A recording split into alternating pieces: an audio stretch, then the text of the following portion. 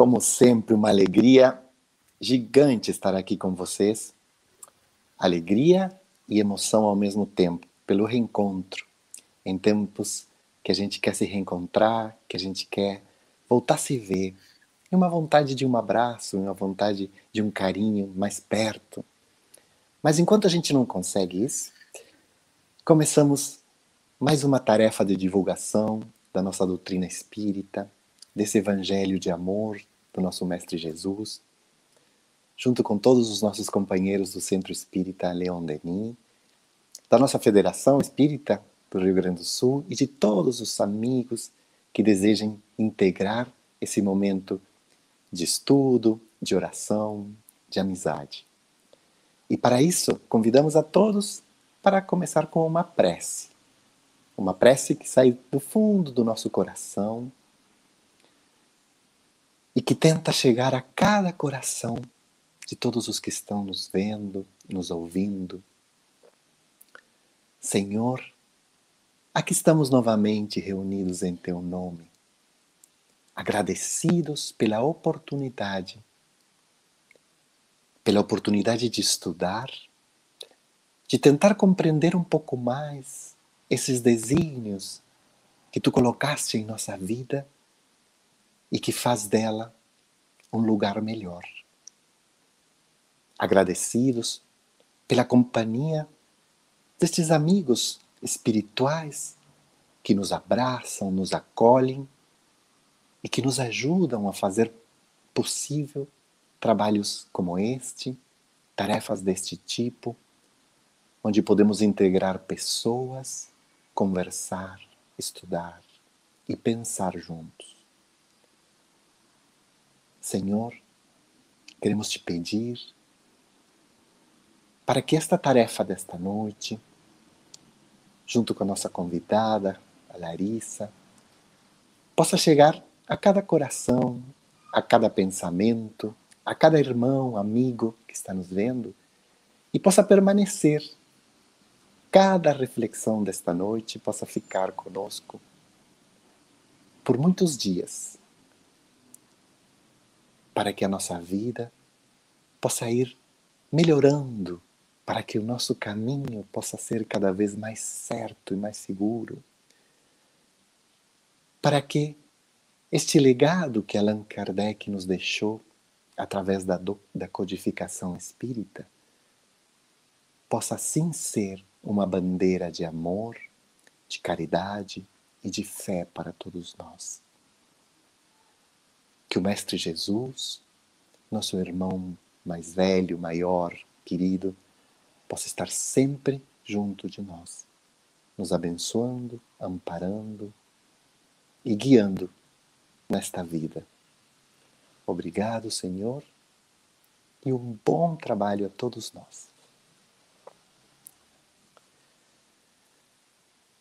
E assim queremos dar as boas-vindas à nossa querida Larissa Carvalho, trabalhadora de nossa casa, já conhecida de todos vocês, palestrante, sempre guiando nossos pensamentos com suas reflexões, com suas ideias. E hoje temos aqui a alegria de tê-la conosco para mais uma façanha dentro deste livro que estamos amando estudar, que é Boa Nova. Bem-vinda, Larissa. Olá, boa noite, Alejandro. Boa noite, queridos amigos, queridos irmãos. Que a gente possa ter uma noite de estudos muito frutífera, acolhedora, consoladora, com esse texto, com esse livro que que nos transmite a Boa Nova e que nos dá esses perfumes do reino de Deus a partir das palavras e do Chico e do Humberto de Campos. É um privilégio ter à disposição uma literatura como essa, né, Larissa? Porque a gente começa, e contando um pouquinho o que a gente tem feito desde janeiro aqui, começamos a ver essa paisagem, essa poesia que Humberto de Campos nos traz, mostrando primeiro um Jesus pequenininho, uma criança, como ele foi se desenvolvendo e essa relação com os pais. Aos poucos conseguimos ir trazendo um pouco também, nos meses anteriores, para a nossa vida, como seria, né, se fosse hoje, né? Como seriam esses convites de Jesus aos seus discípulos para segui-lo, né? E Humberto nos pinta essa paisagem com cores e perfumes, como tu dizias, que realmente nos fazem compreender, talvez, a mesma leitura do Evangelho, que já tínhamos em outras oportunidades visto, com outros olhos, com outra perspectiva, e no meu caso, né, eu falo por mim, com mais inteligível, com mais possibilidade de entender, de compreender. E então, nos meses anteriores, fomos vendo esse crescimento de Jesus, essa situação em que ele começa a ser protagonista de uma ideia, né, da instauração de um reino. E como esse reino que ele vinha dizendo que precisava instaurar na terra e no coração dos homens, foi sendo interpretado pelos senhores da lei, pelos doutores da lei, né, como ele era visto. Então, chegamos até o capítulo 4, que será hoje, com mais um convite a esses discípulos que vamos ver hoje, mas já da mão desta explicação de Humberto de Campos, através da mediunidade de Chico Xavier, compreendendo em que cenário ele vai se desenvolver, né? Como que Jesus vai encontrando, que dificuldades ele vai encontrando para poder ir formando esta equipe. E de início fica o convite para que a gente vá comparando com a nossa própria vida e com os convites que a gente recebe diariamente do Mestre Jesus, dessa forma tão sutil, diariamente, para fazer o bem, para levar o Evangelho a cada vez mais lugares, para praticar a caridade da forma que esse cristianismo puro que ele veio trazer para nós propõe, né? Então, este introito, esta introdução aqui é um pouco para isso, Larissa, para que a gente se situe naquele cenário, para conversar um pouco de como foi esse encontro com Tiago e com João, que eram tão jovens, né? Como será esse encontro de Jesus com esses dois jovens entusiastas, né? Que a gente se identifica às vezes um pouco com eles. Não pelos jovens, mas pelos entusiastas. Também, né? Dependendo com a encarnação, né, Alejandro? Então, somos ainda espíritos jovens. E é muito essas cores que pinta o Humberto de Campos são tão ricas que a gente consegue enxergar a cena. E aí eu falei dos perfumes, né? São esses perfumes, esses aromas. E eu imagino quando a gente lê o Boa Nova com atenção, né? Envolvidos por essa sensação de conhecer mais a vida do Cristo, a gente realmente adentra e parece que a gente é levado para essa paisagem do Tiberíades, né, da Galileia, e assim de todo o ambiente, né, Jerusalém, que se desenha.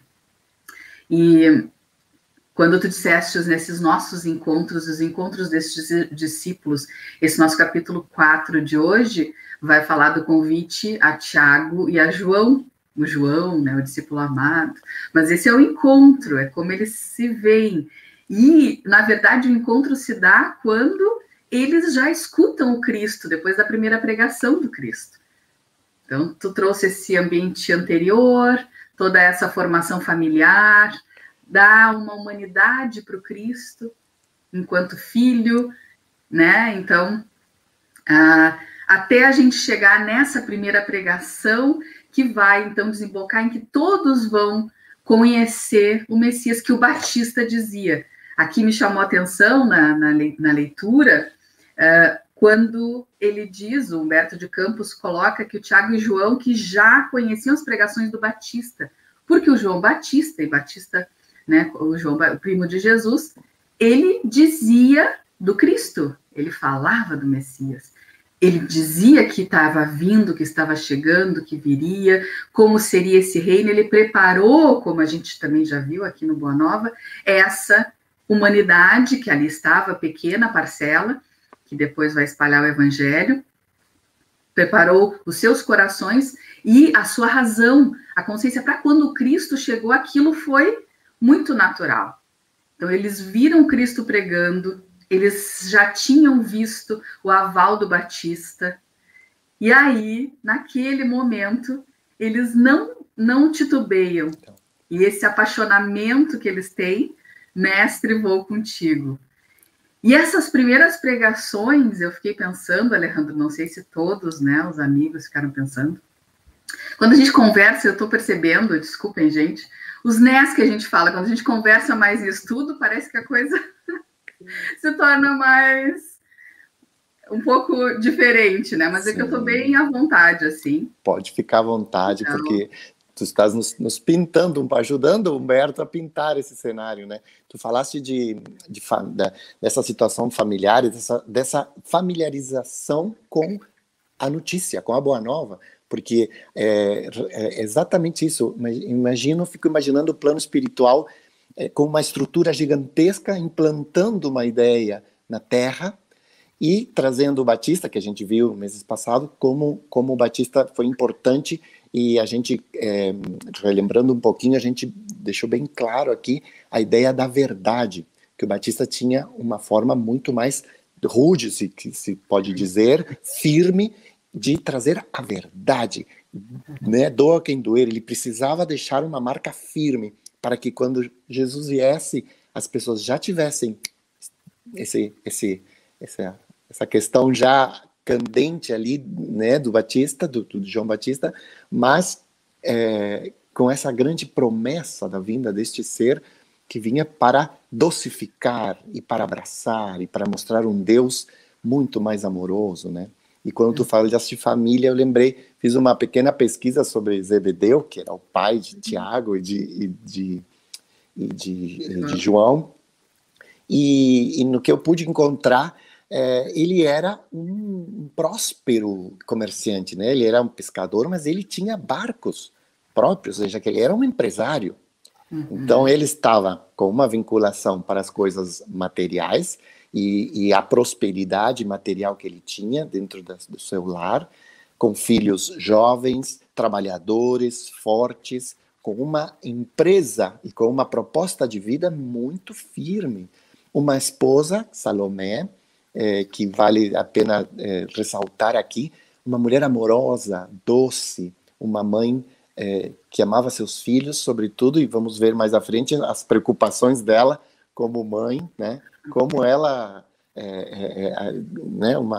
Abre as asas e diz, não, peraí, tá, tudo bem, vocês querem o quê? Vocês querem seguir este homem, mas peraí que eu vou lá falar com ele. Né? Então, Humberto de Campos nos mostra essa humanidade que tu falavas, de uma família que é estruturada, muito bem estruturada, tanto economicamente como também emocionalmente, que recebe um convite inusitado, né, de uma pessoa estranha, né, de fora, para segui-lo. E aí encontramos esse entusiasmo desses dois jovens. Mestre, eles dizem, né? Eles não, como tu dizia, não titubeiam. Mestre, vamos lá, né? Tem cenas que Humberto de Campos nos mostra ali, um lhe beija a mão, o outro lhe toca o ombro, Jesus lhe acaricia os cabelos. Então existe uma harmonia no ar, existe uma empatia, uma simpatia entre eles, né? Então, Zebedeu, trago isso só para a gente mostrar que nem tudo são tão flores assim, né? Porque quando a gente recebe um convite que ele é determinante para a nossa vida e pode mudá-lo, a gente vai tremer nas bases. E essa família treme nas bases, né? E aí vai se desenrolando, né? E eu acho que é interessante a gente ir a fundo como tu está fazendo, né? Trazendo essa família, esse contexto, para que a gente consiga se identificar da mesma forma. Nós também, por muitos anos, por muitos tempos, só nessa encarnação, tivemos contato com mensagens de amor, de pacificação, de resignação. A gente viu as pregações, a gente vive momentos vários de esperança, e isso acontece no dia a dia, das mais variadas formas, seja por uma música que nos chega, um filme que nos toca, uma ação voluntária que seja caritativa, que também nos emociona, por mais que, por exemplo, antes de acessar qualquer religião, em geral, nós em casa temos alguma formação religiosa, pode ser que seja da própria família ou de algumas famílias próximas, ou seja dos vizinhos. Eu lembro que quando comecei a evangelizar, as crianças levavam seus amigos, seus vizinhos, as crianças na periferia, para a evangelização, arrecadavam a vizinhança, então, às vezes, aquelas crianças não conheciam nada de evangelho nas suas próprias casas. Por vezes, sim, já havia outras religiões, etc., mas tinham acesso de várias formas, e a gente, né, buscava levar isso também ao Cristo, nesse seu papel amoroso, caritativo, de irmão maior e de governador espiritual da Terra. E todos nós, então, a gente tem esse contato com essas pregações. Eu gosto muito da Ivone do Amaral Pereira, no Memórias de um Suicida, e lá a sua psicografia relata, eu não me lembro de qual dos mestres da Universidade Esperança, que ele, se eu não me engano é o Silas, mas eu não tenho toda certeza, ele diz que todos nós na Terra ouvimos diretamente a voz do Cristo em algum momento da nossa existência na erraticidade ou em vigília, ou quando estamos encarnados, desencarnados ou encarnados, em algum momento. A gente ouviu diretamente. Isso é muito importante, porque a gente olha isso com o olhar de 2000 anos atrás, né? Isso aconteceu há muito tempo. É uma coisa que está na história, que já foi, Jesus já foi, tem aqueles um pouco menos esperançosos, mas ele continua sendo. E ele é o governador espiritual da Terra. Toda a administração de todo o mundo, de tudo que acontece, ele está ali, de alguma forma. Em algum momento a gente já escutou ele. Então, essa identificação, isso que já se ouviu, essas pregações, a gente já teve. E o nosso lar, estruturado ou não, também nos proporciona de alguma forma. E isso, então, nos faz com que a gente tenha alguma base. O que a gente vai fazer com isso, né? Como a gente vai lidar com isso? Aí são as nossas escolhas. Mas esse chamado aqui do Cristo é muito forte para esses discípulos. E aí a gente pode pensar assim, tudo bem, mas se o Cristo viesse, ia ser diferente. Agora eu vejo o convite assim, mais para depois. A gente pode pensar um pouco isso também, né? No entanto, se a gente pensar que muitos desses discípulos, com esse toque, eles também tiveram essa propriedade de tocar corações. E a gente tem vários espalhados, que foram uns tocando os outros. Aquela coisa de propagando, um espalha para 5. E assim a gente vai espalhando para a humanidade. E nunca desamparados. Eu costumo dizer aqui em casa, desculpem a puerilidade da metáfora, mas para as crianças, para os meus filhos, um pouco sobre Cristo e Deus. Imagine uma escola. Deus é o diretor da escola. A gente quase não vê muito. A gente não sabe muito bem. Né? A gente sabe que ele é o diretor da nossa escola. A gente tem, mas tem não tem o coordenador, aquele coordenador que a gente conhece, mas que vai lá, que está nos olhando, que está nos cuidando no recreio, aquele é Jesus. E aí a gente tem nas nossas salas de aula, sabe a professora? A gente tem também nas nossas professoras essas pessoas que nos ajudam, que são ligadas ao mestre, e assim vão nos ensinando também. Muito período, desculpem a puerilidade, mas para que as crianças também consigam entender essa visão que, mas como assim? O Jesus que a gente não sabe muito bem, que já desencarnou, que viveu há muitos anos, como é que ele chega até nós, como é que ele vem dizer sobre o reino, se é verdade, se não é, o que é isso? Então, um pouco do que eles vivem na prática, e tentando mostrar, até por conta desse carinho que eles têm com os mais próximos, talvez um anjo de guarda, um benfeitor, ou um benfeitor maior da humanidade, em contato com o mestre, nos convidando diariamente a seguirmos essas lições, porque todos são, então, por isso, não é por acaso, né, que a gente fala das lições da escola, das lições do colégio, todos os aprendizados que a gente tem na vida são essas lições que o Cristo nos convida a compartilhar com ele. Eu acho que a gente chega... não sei se tu quer dar sequência, Alejandro. Não, só queria... Não, Fala. não, pode falar, tranquila.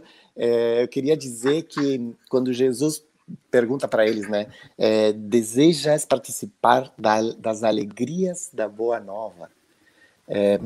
Quando a gente fala hoje a frase Boa Nova, tu falaste uma coisa interessante, né? Se fosse hoje, eu vou dizer, bom, mas peraí, eu quero participar, mas agora eu ando meio ocupado, né? Eu estou fazendo um curso, né, e eu não consigo participar. E que dimensão tem as alegrias da Boa Nova? Que tamanho tem isso na vida de uma pessoa, né? Fiquei imaginando em que momento Jesus pode ter, ou talvez eu possa ter captado a voz de Jesus através de um amigo, através de um pai, de uma mãe, através de uma criança, através de um livro que me foi emprestado. Em que momento da minha vida eu senti a alegria da Boa Nova?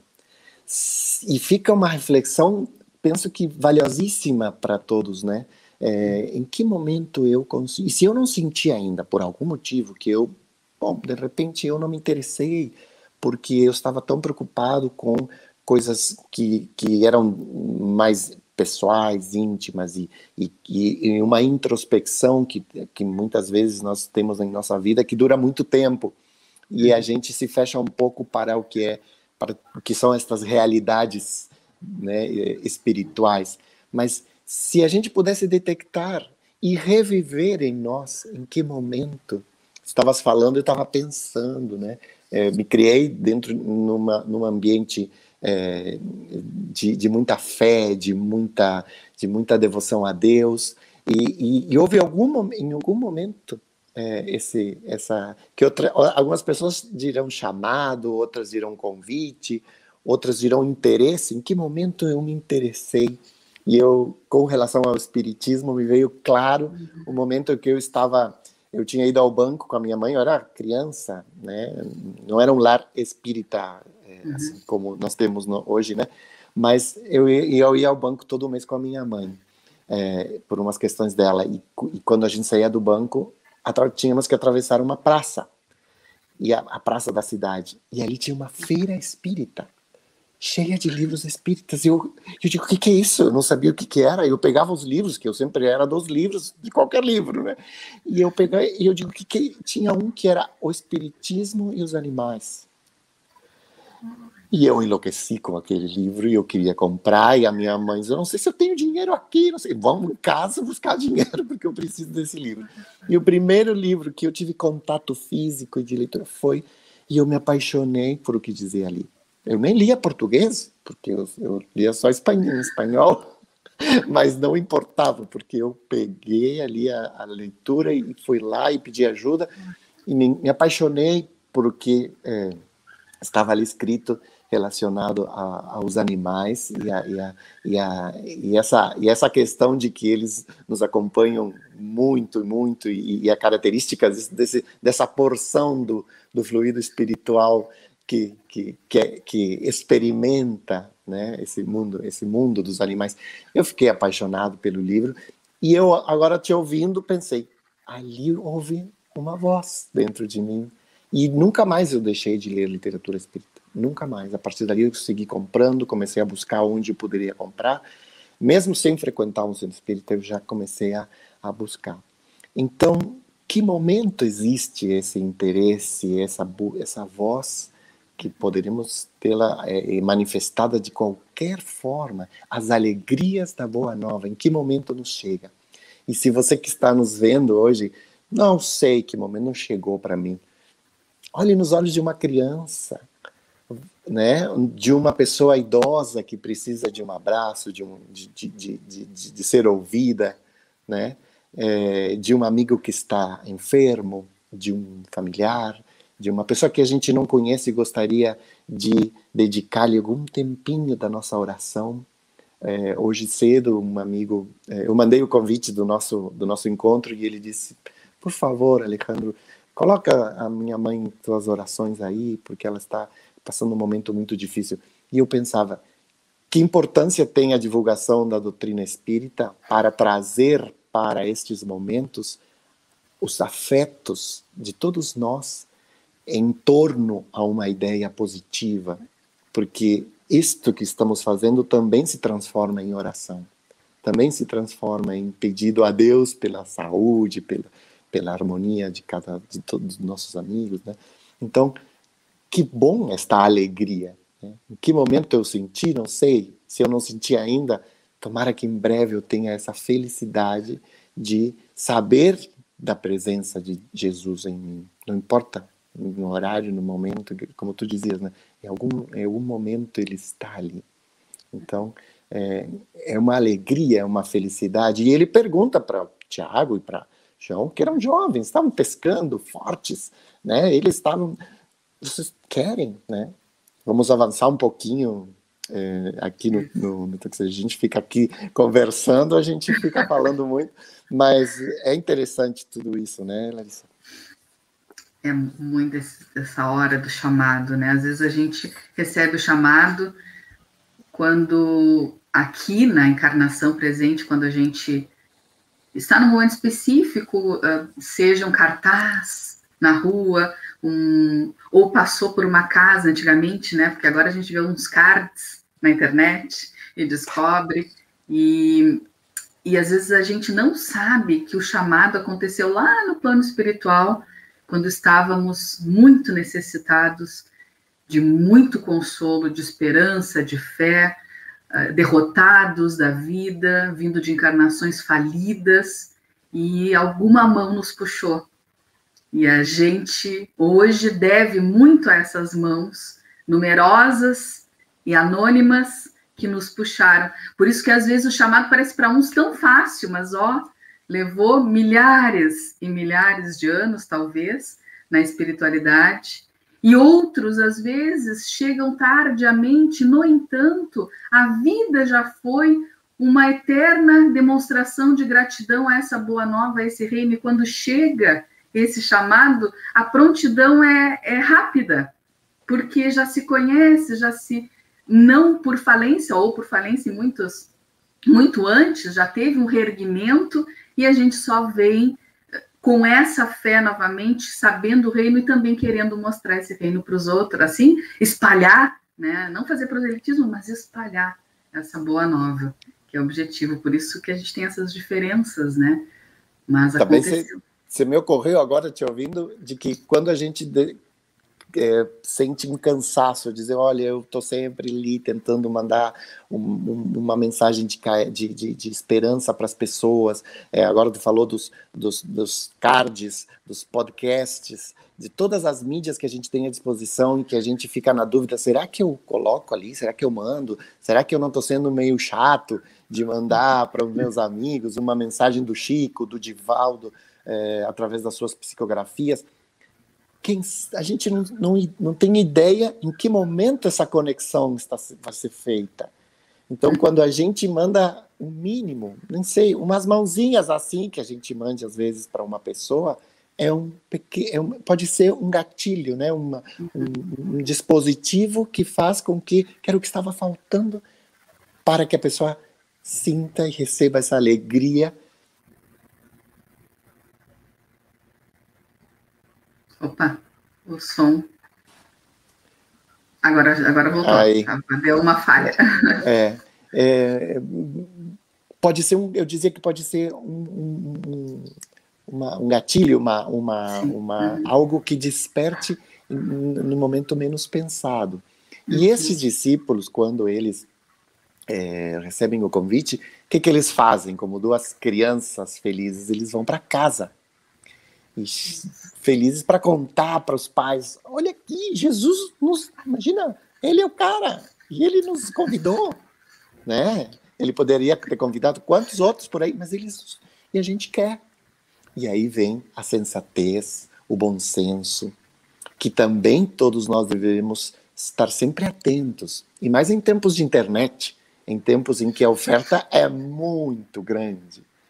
Né? Quando eu lia essa partezinha ali no livro, eu pensava, nas fake news, pensava nas propostas que a gente recebe diariamente de várias disciplinas e doutrinas que muitas são excelentes e boas, mas que bom que a gente pudesse estar atento como a Salomé, como a mãe deles, né? Que ela pensou assim, meu Deus, está se falando em revolução, já faz um tempo que nós estamos esperando alguém que venha nos salvar desse império subjugador, desse império que nos impõe, nos põe um pé em cima, nos tira os impostos, nos faz pagar e pagar, né? E quem sabe não é, esse Jesus não é o emissário de um príncipe muito rico que quer fazer uma revolução. Eu vou lá falar com Jesus, e vou lá pedir para ele para que os melhores cargos sejam para os meus filhos. Olha, eles são fortes trabalhadores, eles vão ajudar um monte.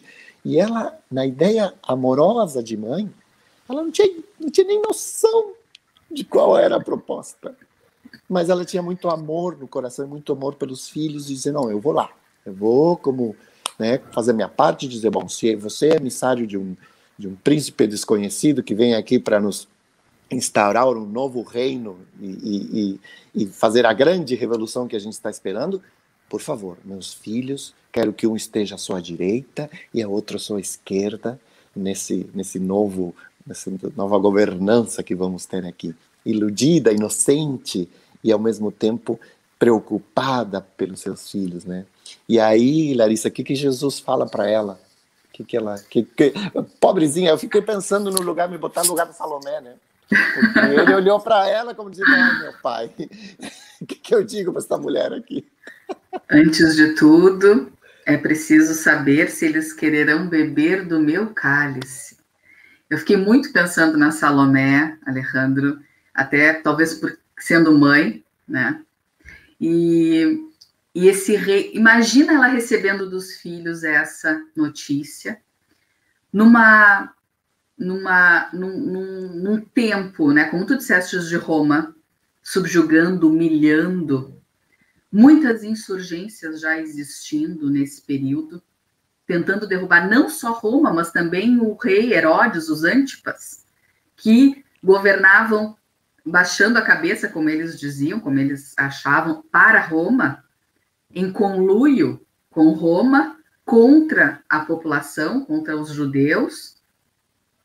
E esse novo, quando diz novo reino, era muito difícil para a maioria daquele povo compreender que não era um reino rei, o reino que se tinha, de rei, rainha, princesa, príncipe, a nobreza.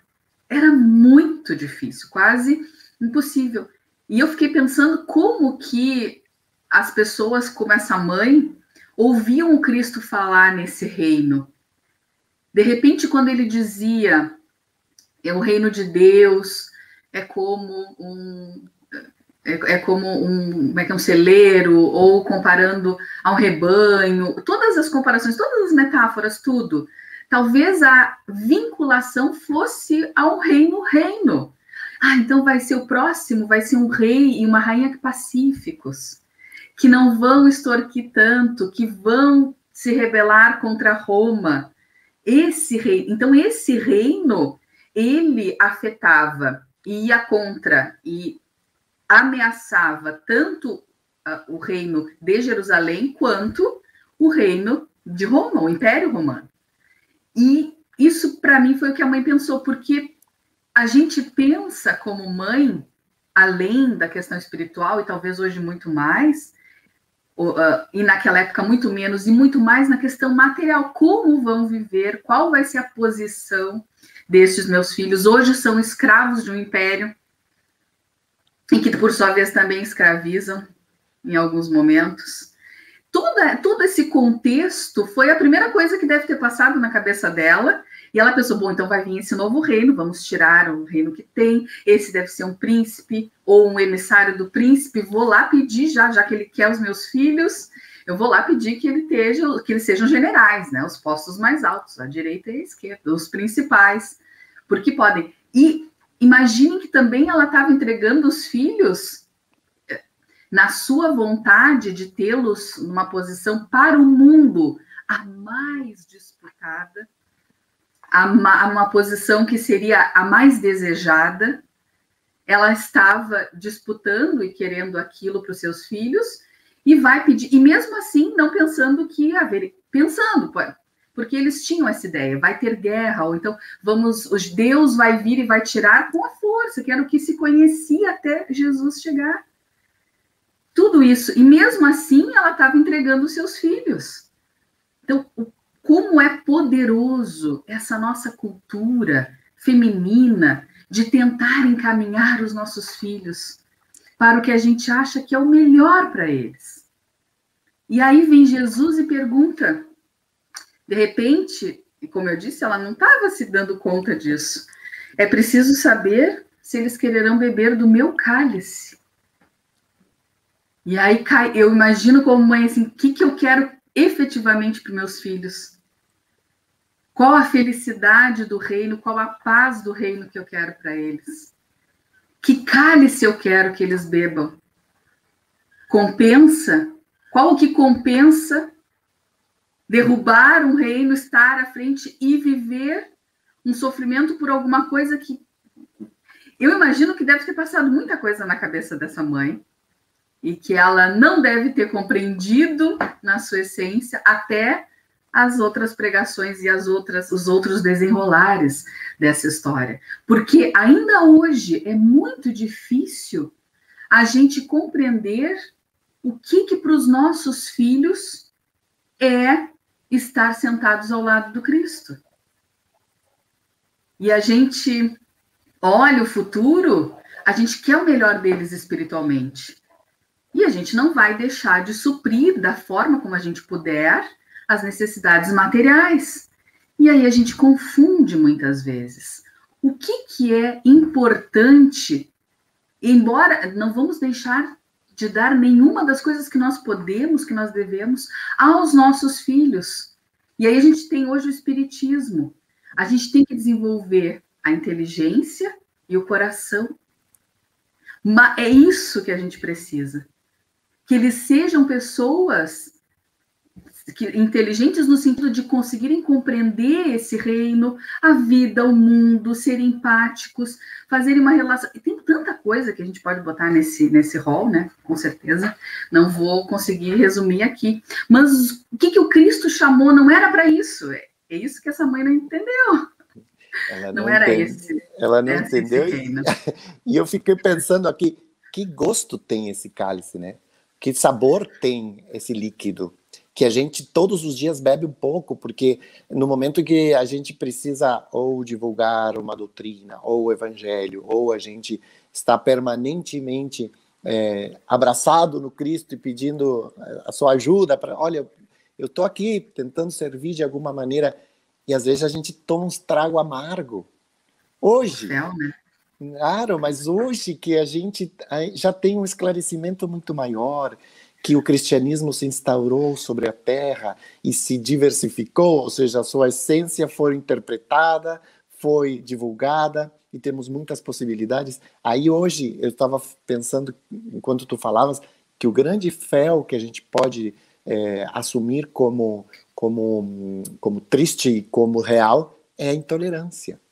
A intolerância religiosa, né? Já temos falado em outros meses aqui, quando a gente mostrou Hanan, que é um doutor da lei, que diz para Jesus, mas quem é tu? Quem são os teus seguidores? Mas que tipo de reino pode esse tipo de pessoa, né? Essas pessoas sem instrução, essas pessoas humildes que não têm... Que reino vão instaurar? Né? Então, o preconceito, a discriminação, a intolerância, a falta de se colocar no lugar do outro, a falta de conhecer a proposta do outro para reconhecer que não me serve. Todos esses são tragos amargos que muitas vezes, não só os espíritas, mas todo aquele que quer levar uma ideia, né, ou o próprio Cristo, né, às pessoas, porque está convencido que esse caminho é o mais firme, é o mais certo. Então, nós seguimos tomando um pouquinho desse cálice de Jesus, que ela ficou desconcertada, a pobrezinha da Salomé, né? Ela disse, meu Deus, eu estava aqui pensando numa coisa, ele me larga esta aqui, ela teve que ir para casa rápido, porque aí a multidão estava ali na volta, né? E as pessoas já estavam querendo saber, bom, o que ela quer aqui, né? A coisa já estava fria. E né? ela ficou desconcertada, você foi para casa e disse para Zebedeu, meu filho, vai lá, porque o buraco é mais embaixo. O negócio não é assim. Eu achava que eu tinha entendido, mas vai lá descobrir que cálice é esse. Né? Vai lá porque a gente precisa saber, são nossos filhos. Também aproveito para fazer um pequeno parêntese aqui para dar um oi para todas essas pessoas que estão ali dando boa noite, que todas as vezes a gente fala o nome de todo mundo, mas eu não posso deixar que tá tão fluindo a coisa aqui que eu vou dar um oi geral assim para todos, agradecer a presença de vocês. Se quiserem colocar comentários, perguntas, eu estou lendo aqui ao mesmo tempo que estou falando, mas aproveitar a Larissa aqui, que estamos nessa sintonia e conseguindo trazer para nossos dias um pouco dessa beleza que é a escrita de Humberto de Campos, que a gente recomenda a leitura, né? Tomara que vocês fiquem com muita vontade de entender mais e ir lá no livro, né? Para ler, né? E se quiserem depois nos mandar uns comentários ou quiserem escrever aí. Então, bem-vindos a todos, boa noite a todos, que a gente não vai nomear todo mundo, mas é uma alegria tê-los aqui,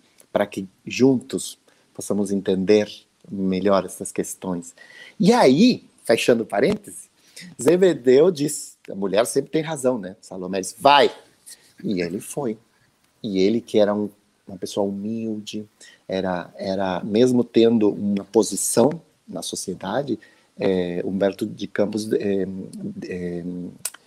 relata que ele tinha uma humildade, uma simplicidade, né? Então ele foi com os 2 filhos até a casa de Simão para falar com Jesus, para falar um pouco das mesmas coisas, explicar, né? Então, Humberto de Campos, depois que ele explica a sua situação, e eu me coloco um pouco no lugar dele, penso, nossa, 2 filhos, que um sacrifício para criar, tem uma empresa, ele tinha os barcos, tinha os empregados, ele tinha uma estrutura de vida que ele... Aí os filhos ficaram encantados com uma proposta que ele queria entender, né? E aí Larissa, Jesus tem a oportunidade, porque acredito que ele usava muito bem as oportunidades de esclarecimento, não só para Zebedeu, para os filhos, mas senão para todos os que estavam ali, para explicar um pouco a diferença. E fica tão bonito, né, nas palavras de Humberto de Campos, que a gente fica até constrangido de repetir com outras palavras, né? Dá vontade de ler o livro em voz alta aqui. A diferença entre um domínio, um império, um reino, como eles estavam acostumados, né, que precisava de multidões, que precisava de força, que precisava de um exército, a diferença entre esse tipo de domínio, de dominação, e a que um homem só, bom, de boa vontade, pode fazer, né? E uma coisa que me chamou muito a atenção é quando, no meio dessa conversa, Zebedeu começa a entender de que estavam falando, diz, então nós vamos trabalhar juntos, vamos te ajudar e vamos conseguir um monte de seguidores. Aí eu amei, porque Humberto de Campos veio para o Instagram, né? Eu te juro, quando eu vi aquela palavrinha, eu digo assim, meu Deus, ele já falava de seguidores. Hoje nós vivemos, né, buscando na internet aceitação do outro, né? Vivemos permanentemente procurando, quantos seguidores tem fulano? Quanto mais seguidores, melhor ele é, melhor pessoa ele é, né? Mais rico ele é. Como é que funciona isso? Né? E naquele momento também ele disse, Jesus, então deixa comigo que eu conheço todo mundo, nós vamos, né? E Jesus pega o baldinho de água gelada dele, que eu acho que Jesus andava sempre com o baldinho de água gelada. E diz, calma aí, meu filho, calma aí que eu vou te explicar, né? E aí ele explica para Zebedeu que tipo de reino era e que tipo de estratégia de guerra e contra quem nós tínhamos que lutar para que este reino entrasse no nosso coração. Quem era o inimigo nesse caso, né? E que é interessante, não só as palavras de Jesus nesse momento, mas também a reação de Zebedeu ali, né? É o ápice da narrativa, né? Eu vou voltar um pouquinho e aí depois concluindo nisso, que quando eles estão conversando, que tu comentastes, e eu vou tomar a liberdade de falar mais uma frasezinha, porque eu acho, pausadamente. O reino, quando ele está conversando então com Zebedeu e falando sobre o reino de Deus tem de ser fundado no coração das criaturas. Então, essa coisa de achar que o reino é esse reino que vai tirar o rei que está, não, é no coração. Acho que já está o primeiro impacto. O trabalho árduo é o meu gozo. Então, a alegria de um rei não é trabalhar arduamente, é ter um império. E ele está dizendo que é o trabalho árduo que é o seu gozo. É isso que quer para os teus filhos? Trabalho árduo. Fico pensando como pais, né? O sofrimento, meu cálice. Quando ele já... Ó, esse é o cálice. Os seus filhos estão dispostos a beber desse cálice? Sofrer? Pensando nesse diálogo que ele já teve com a Salomé, que a Salomé foi e disse para o Zebedeu foi se esclarecer, e ele aqui esclarece. O sofrimento é o meu cálice. Sem surpresas. Mas o meu espírito se ilumina da sagrada certeza da vitória. A iluminação está na certeza, a fé, a verdade. É isso, só por isso que se trabalha. E por isso a gente vai trabalhar árduo e vamos sofrer. Estão dispostos? E eu acho que o Zebedeu começa a entender, e aí também, por que a Salomé não estava junto? Depois ele vai contar para ela, a mulher não estava muito participando da vida social. Né? Os homens não falavam com as mulheres. Jesus falar com a Salomé já é algo. E com todas as outras. Então, nesse sentido, ele já está explicando para a família inteira e para os irmãos. Porque os pais mais velhos têm essa obrigação também, ou melhor, não sei se, não diria obrigação, mas é essa função social da família, dos mais velhos mostrarem, além da empolgação, do apaixonamento que tem os jovens, os caminhos tortuosos, porque vão passar. Vamos passar, é possível, mas vai acontecer isso. Estamos preparados e Jesus vai iluminar essas consciências destes mais velhos para que eles saibam, eles vão preparar estes filhos que estão chegando, como já prepararam antes, né? E aí Jesus vai falando do reino. Zebedeu se encanta com isso, porque ele até então tinha visto o império como estava, o reino como estava, e um Deus que ia efetivamente destruir, oprimir, que mandava matar, que tinha exércitos. Era assim que se conhecia, que ele conhecia. E toda a sua fé estava nisso. E aqui Jesus apresenta um outro reino no coração, com Pai, com um Deus amoroso, mostrando uma outra face, mostrando o paizinho que Jesus veio trazer. E aí, no final, quando tu trazes que o Zebedeu fala das multidões, claro, ele se empolga. Todo mundo sabe disso, a gente só sabe disso. Os fariseus nos dizem isso. Os sacerdotes nos dizem, vamos espalhar, vou conseguir seguidores. E aí esse balde de água fria é muito bonito, é muito lindo de ver. Porque eu acho que até para nós hoje, os nossos ombros não precisam ter o peso do número de seguidores ou do número daqueles que vão se interessar pelo que a gente se interessa, que vão achar respostas naquilo que a gente acha, que vão conseguir compreender a vida do modo que a gente compreende, porque não quer dizer que seja o melhor, a gente ainda pode ter compreensão melhor, e vamos ter, porque a nossa consciência se alarga todos os dias, andando, conhecendo e amando, a gente vai alargando a consciência, e o que ontem a gente pensava que era o melhor, hoje já vai ter algo que é melhor, que vai nos trazer mais sofrimento, mas a gente vai admirar e vislumbrar essa verdade, o vencer da vitória do bem e da paz, e mesmo sofrendo a gente vai andando, e às vezes os que estão na retaguarda não entendem por que a gente continua sofrendo, é porque eles não estão vendo como ou como eu estou vendo, como tu está vendo, como outros estão vendo. Então, é aquela questão de andar para cima e a gente puxando né? Estamos dando as mãos uns aos outros, porque senão a gente não chega lá em cima, etc. Mas não é o número. Não, vamos tirar esse peso. É sob os nossos pés matar a serpente do mal. Os nossos pés. E aí é a nossa individualidade buscando encontrar um meio de agir com todos, sem fazer com que eles todos acreditem no que eu acredito. Sigam a mim ou alguém. Não é isso que importa. Não são seguidores do Cristo, muito menos de nós, muito menos da doutrina espírita, que não precisa disso. Porque ela nos traz um meio, a doutrina espírita, de conseguirmos nos libertar daquilo que estes outros seguidores pensam que é necessário, que são as coisas do mundo. O espiritismo não é nada disso que está importando. E o Cristo é que está lá, em cima, nos aguardando. E os outros que vão, eles também têm as suas cangas. A nossa não é o número de seguidores, são os nossos próprios sofrimentos.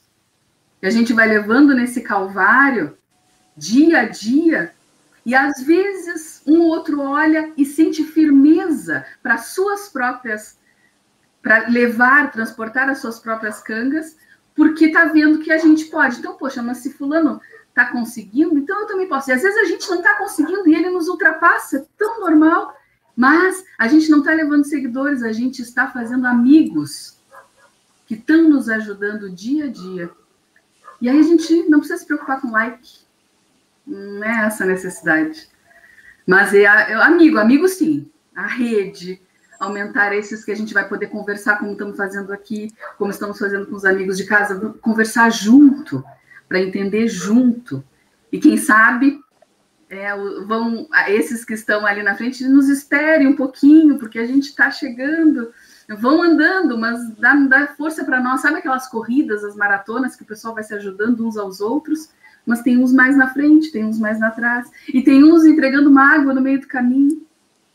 A gente pode entregar essas águas, dar uma paradinha, mas nos livrarmos.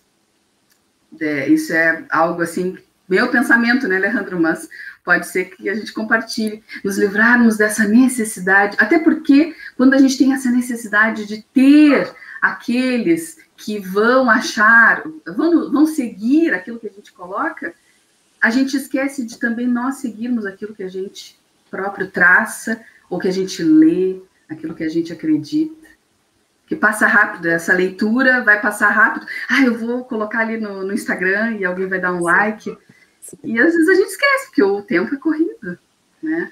Então, não que não precise colocar, como tu disseste, essa palavra voa. Mas, às vezes, se a gente maturar isso, e aí a gente coloca com o coração, a gente não está afim de seguidores, mas a gente vai atingir pessoas que a gente nem imagina, porque a gente compartilhou uma ideia que nos fez bem. Não quis seguidor e não quis like. A gente compartilhou aquilo que nos fez bem. Que lindo isso que tu falou, me fez pensar uma coisa, Larissa, que esse reino, ele não é uma conquista, e sim uma construção. Né? Porque se ficou claro, muito claro nessa teu linha de raciocínio, pensar, não, vamos construir juntos um mundo melhor, uma situação melhor para todos.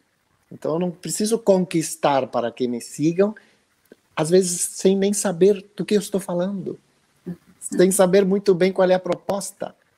Não, a Larissa nossa, show de bola, eu gosto dela, eu vou segui-la.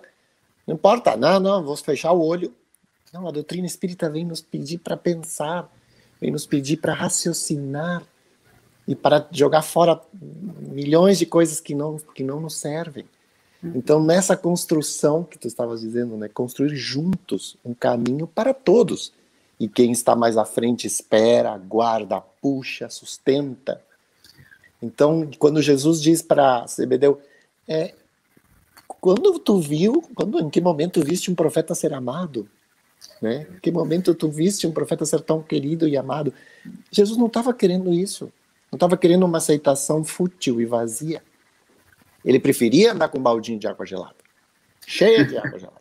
Por quê? Porque quem ficasse ao seu lado ia construir esta proposta de uma maneira muito mais firme e verdadeira.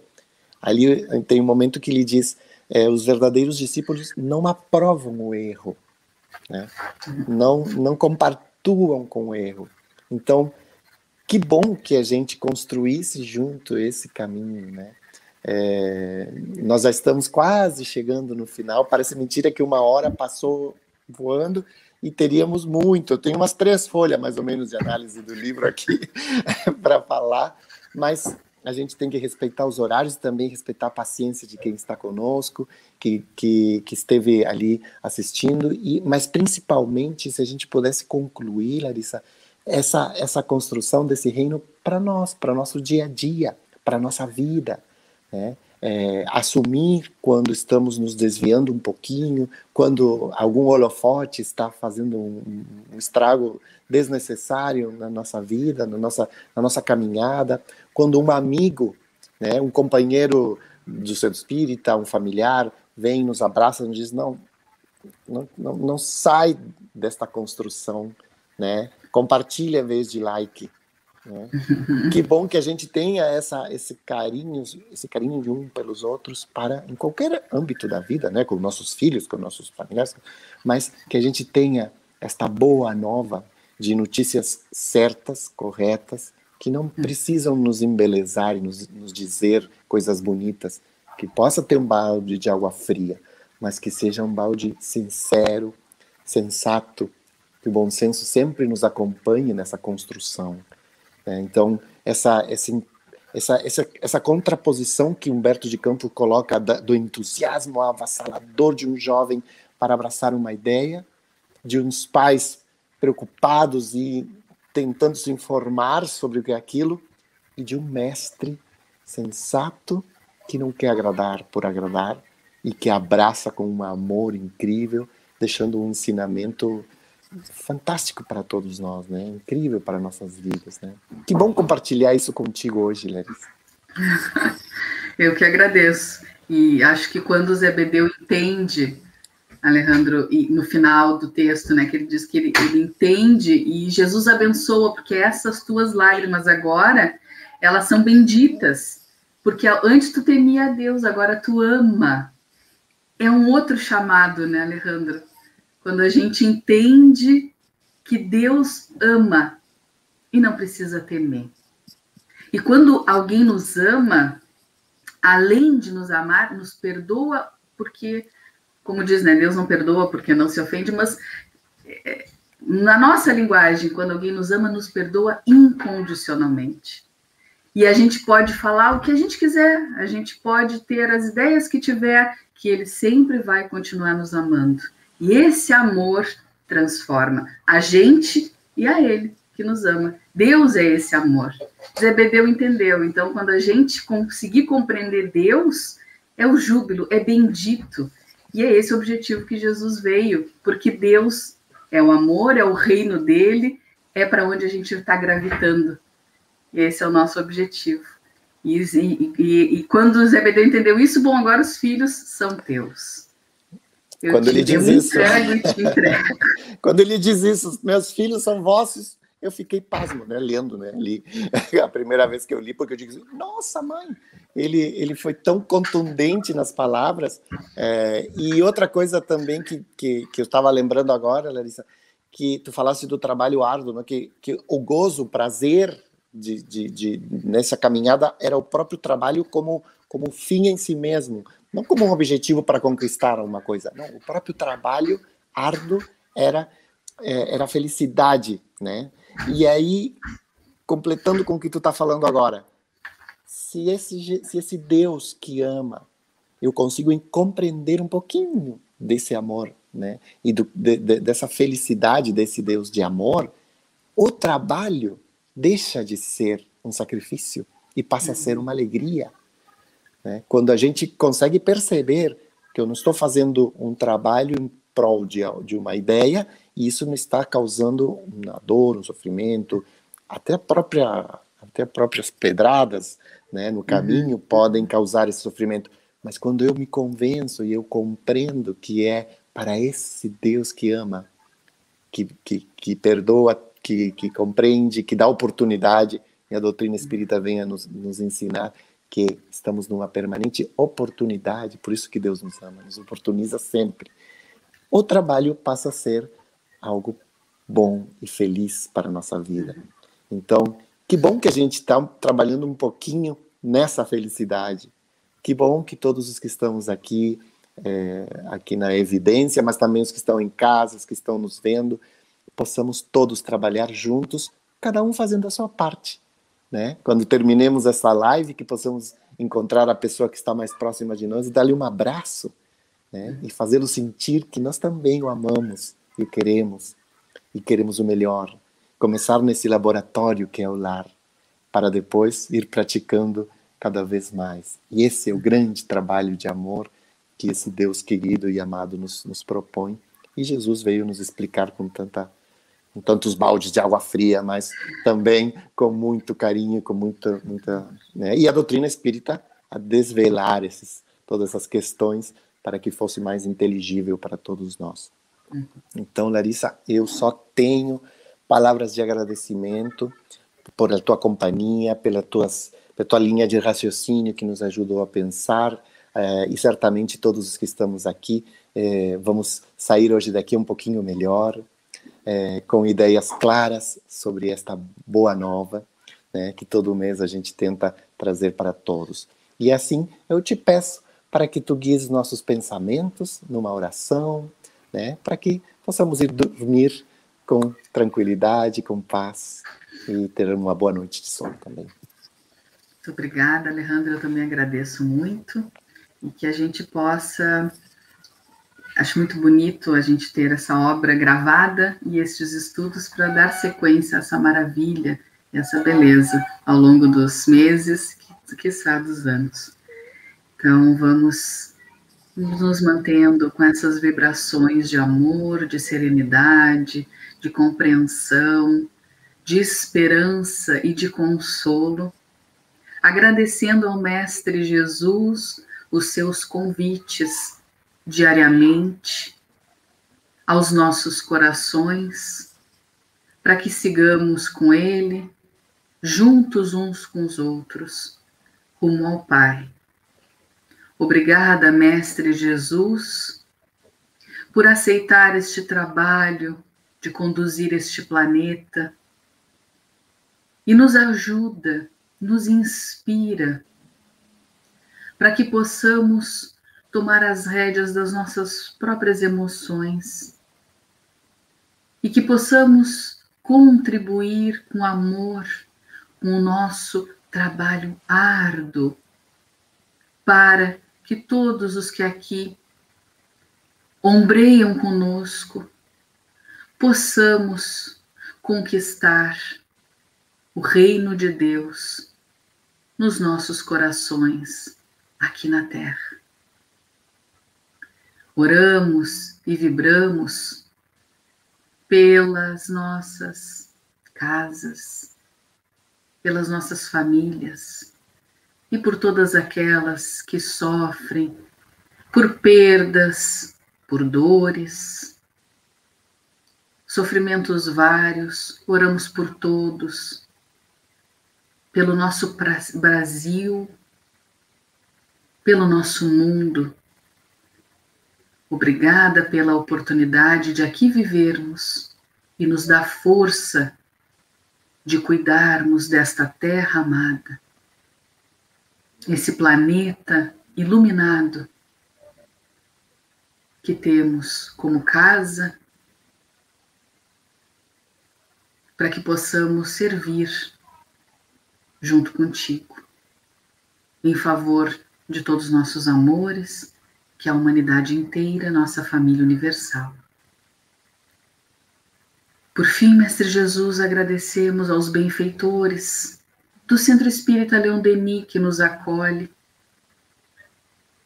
que possam estar conosco, com cada um de nós, auxiliando-nos e aos nossos familiares, para que tenhamos uma noite de paz, de tranquilidade e, quiçá, de trabalho no bem.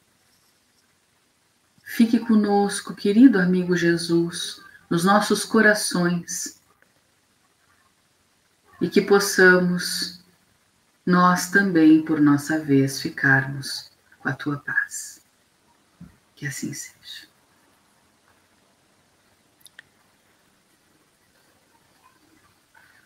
Que assim seja e até a próxima. Até a próxima.